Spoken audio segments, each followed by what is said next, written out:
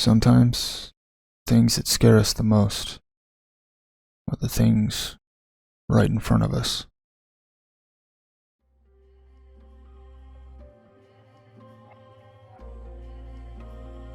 We have this idea of traditional horror, right? These fantastical stories of monsters and ghosts that terrorize the world around them, killing everyone, destroying everything, so on and so on. Like that classic Soul Survivor and such. I actually enjoy the genre, just because of how creative it can be, in its weird, sadistic way. I mean, yeah, same tired storytelling. Just like anything else, though, it has its formula. But the part that hooks me in is how. How they make the monsters, and the crazy paths they take to do so. Like, okay, is the monster spaceborne, or a monster that's lived here on Earth before humanity did? Or did humanity create it? Then, go into what kind of creature is it? Does it fly? How does it feed? Why is it destroying the city? Or even the rare thought of, does it transform? And how do we work all these ideas into a cohesive story that draws the audience in and scares the living crap out of them? Or even taking the everyday thing and building that out. Story of some wise tale from some small town that got told to someone who decided to retell the story in an over-exaggerated way for everyone to take in and enjoy. Is it supernatural or related to a serial killer from back in the day that came from that town? Then build out the lore from there. Anyway, you get the idea. The creative way that we have been retelling these stories for a long ass time and still somehow enjoy it, no matter how repetitive it can be. And I get it, the other half of it is how incredibly cheesy these stories get, and somehow adds to making it enjoyable as well.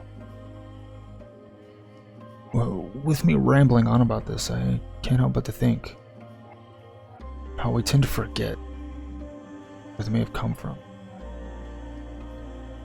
Stories about the crazy killers that have possible kill counts that span across 10 years somehow,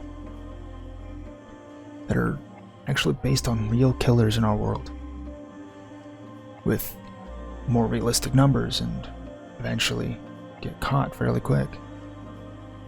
Most of the time.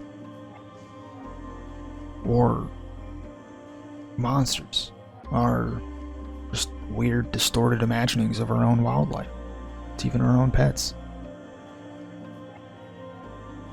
But what about actual fear and terror that we can experience at any point in time in our lives? We can go the easy route. That feeling we get from the unknown. Like when you look into a pitch black room and you try to fill in the space and are unsure for that split second because of your imagination as you walk in trying to find a light switch.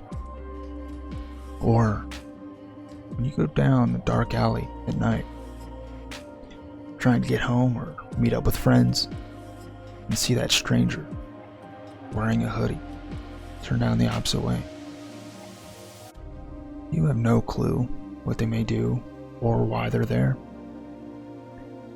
More than likely, they're just like you, trying to get home or meet up with someone. But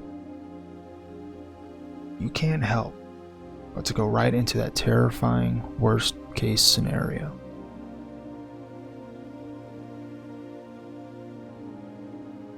What about the one we never think about? The one that causes our hearts to drop instantly become overwhelmed with anxiety and fear before even understanding the context. Something that can and may have happened before.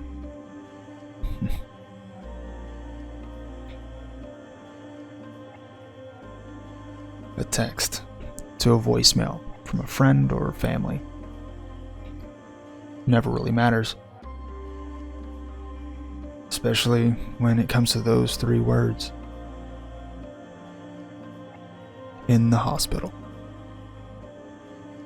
As panic overtakes you, within that small amount of time you have already tried to push back those thoughts of the worst, just to try and rationalize it all, or at least buy time to actually get the context of the whole situation. And is very likely that they're there for checkup and just reminding you of it, or letting you know it's taking a little longer than normal, or even maybe by chance a small injury, like the possibility something is broken in their hand. Yet you can't help but to think maybe they got into a bad car wreck and are in the ICU waiting for surgery that could save their life. Or maybe something came up and it's stage 4 with a little hope in sight. But our minds can't help but to go to the extremes. Maybe because of our own fears of it all, or because of our own complacency. It's almost like a defense mechanism, like our mind is trying to prepare us for the worst, or just an auto response of fight or flight. And there are many other things out there like this. Those bits of reality we never think of or even try to ignore because of how uncomfortable it all can get. I'm only using this as an example because of how common it really is. It's fascinating how we obsess over the ideas of impossibilities, all just to ignore the reality. And to make it even better, you will eventually be the one making that call to someone else, inciting fear over nothing.